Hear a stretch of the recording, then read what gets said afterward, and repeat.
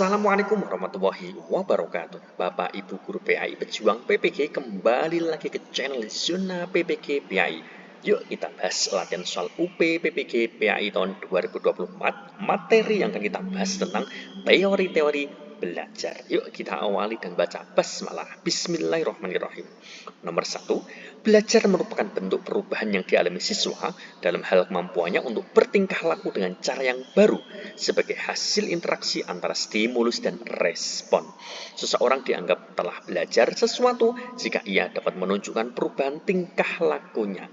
Pendapat ini menurut teori A. Teori belajar kognitif, B. Teori belajar humanistik, C. Teori belajar behavioristik, D.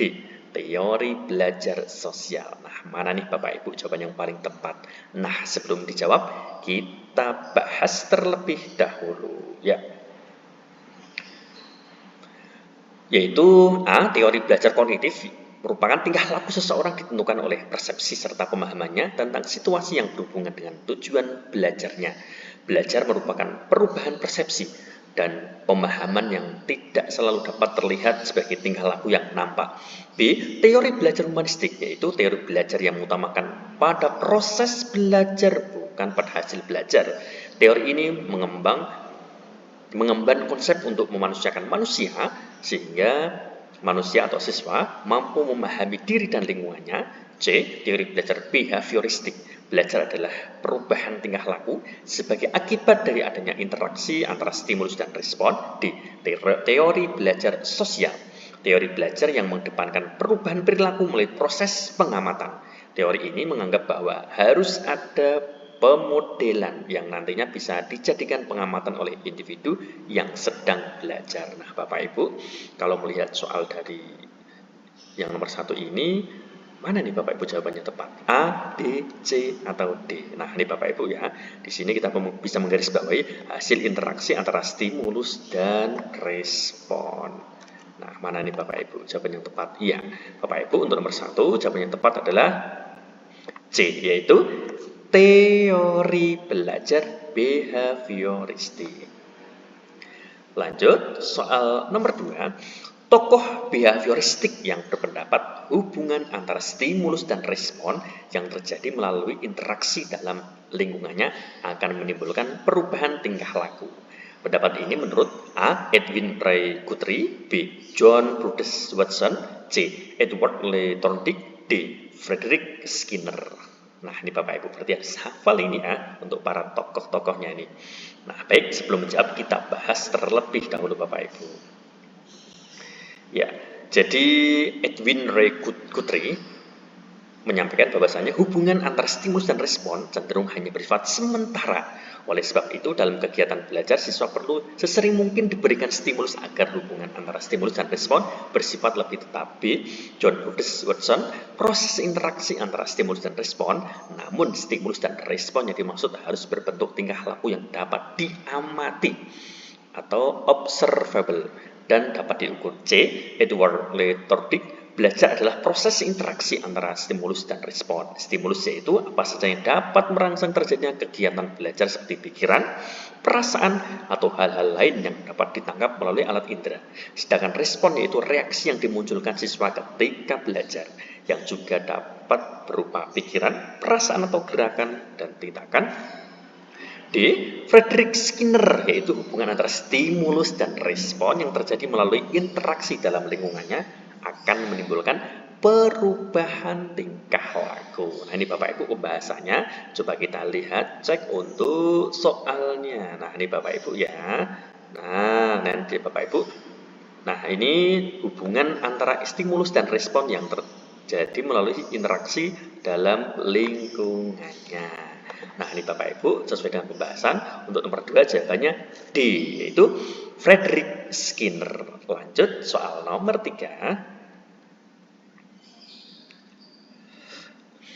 Berdasarkan teori belajar behavioristik, kegiatan yang dapat diterapkan dalam proses pembelajaran kecuali, nah Bapak Ibu lebih cermat ya, di sini adalah yang dikecualikan. A. Pemanfaatan teknologi dalam pembelajaran sebagai sarana untuk memudahkan pemahaman selama proses pembelajaran. B. Pemberian ulangan atau tes diperlukan dalam pembelajaran untuk melatih siswa dalam memahami hubungan antara pertanyaan dengan jawaban. C. Dalam pembelajaran perlu adanya proses pengulangan atau repetition materi karena dapat membentuk pembiasaan. D. Proses pembelajaran akan berjalan secara efektif jika siswa sudah memiliki kesiapan untuk mengikuti proses belajar, baik kesiapan mental maupun kesiapan menerima materi yang baru. Nah, Bapak Ibu, tadi nomor 1 sudah dibahas, apa itu teori belajar behavioristik. Nah, kira-kira jawaban yang mana Bapak Ibu ya, yang tepat ya? Nah, Bapak Ibu, jawaban yang tepat nomor 3 adalah A, yaitu pemanfaatan teknologi dalam pembelajaran sebagai sarana untuk memudahkan pemahaman selama proses pembelajaran. Lanjut, soal nomor 4. Edward Thorndike terkenal dengan eksperimennya menggunakan kucing dalam sebuah kota. Tujuan utama eksperimen ini adalah untuk A. Mempelajari perilaku agresif pada kucing. B. Menguji kecerdasan relatif antara kucing dan anjing. C. Mempelajari proses belajar melalui pengamatan pada hewan. D. Mengembangkan metode pelatihan hewan yang lebih efektif. Nah, ini Bapak Ibu, mana nih jawaban yang paling tepat? A, B, C, atau D? Nah, nomor 4 ini jawaban yang paling tepat adalah C, Bapak Ibu, yaitu mempelajari proses belajar melalui pengamatan pada hewan. Lanjut, soal nomor 5 Bapak Ibu. Tokoh yang paling identik dengan teori pengkondisian klasik adalah A. Skinner, B. Ivan Pavlov, C. Jane Piaget, D. Albert Bandura. Mana nih Bapak Ibu? Sekali lagi, minimal harus hafal ya tokoh-tokohnya itu. Karena ada beberapa teori belajar yang bisa dipelajari. Nah, baik Bapak Ibu, kita bahas ya untuk nomor 5, jawaban yang paling tepat. Nah, ini jawaban yang paling tepat adalah B, Ivan Pavlov. Baik, kita bahas pembahasannya. Ivan Pavlov terkenal dengan eksperimen anjingnya, di mana ia mengaitkan bunyi bel dengan pemberian makanan sehingga anjing tersebut bereaksi dengan mengeluarkan air liur ketika mendengar bel. Ini adalah contoh klasik dari pengkondisian klasik. Nah, ini Bapak Ibu ya, untuk nomor 5 sekali lagi jawabannya B, Ivan Pavlov. Lanjut soal nomor 6. Seorang guru memberikan bintang pada setiap tugas yang selesai dikerjakan oleh siswanya. Tindakan guru tersebut merupakan contoh dari A. Hukuman positif, B. Hukuman negatif, C. Penguatan positif, D. Penguatan negatif. Mana nih Bapak Ibu jawaban yang paling tepat? A, B, C, atau D? Baik, sambil kita bahas Bapak Ibu ya untuk jawaban yang paling tepat nomor 6, ya, yaitu C, penguatan positif. Adapun pembahasannya sebagai berikut. Memberikan bintang merupakan pemberian hadiah atau imbalan setelah siswa menyelesaikan tugasnya. Ini merupakan bentuk penguatan positif. Sekali lagi Bapak Ibu, saya blok. Ya. Bintang merupakan bentuk penguatan positif yang bertujuan untuk meningkatkan kemungkinan siswa akan mengulangi perilaku tersebut di masa depan. Nah, ini Bapak Ibu ya, nomor 6 jawabannya C, penguatan positif. Lanjut, soal nomor 7. Pernyataan berikut yang benar tentang teori belajar behavioristik adalah A. Belajar adalah proses internal yang bersifat kognitif. B. Belajar terjadi melalui interaksi antara individu dan lingkungan. C. Belajar adalah proses bersifat bawaan dan tidak dapat diubah. D. Belajar hanya terjadi melalui pengamatan terhadap orang lain. Nah, mana nih Bapak Ibu? Untuk soal nomor 7 ini jawabannya paling tepat. Nah, tadi di atas atau soal nomor 1 sudah dibahas ya, kaitannya tentang teori belajar behavioristik. Mana Bapak Ibu? Ya, jawabannya yaitu B, Bapak Ibu. Belajar terjadi melalui interaksi antara individu dan lingkungan. Adapun pembahasannya sebagai berikut.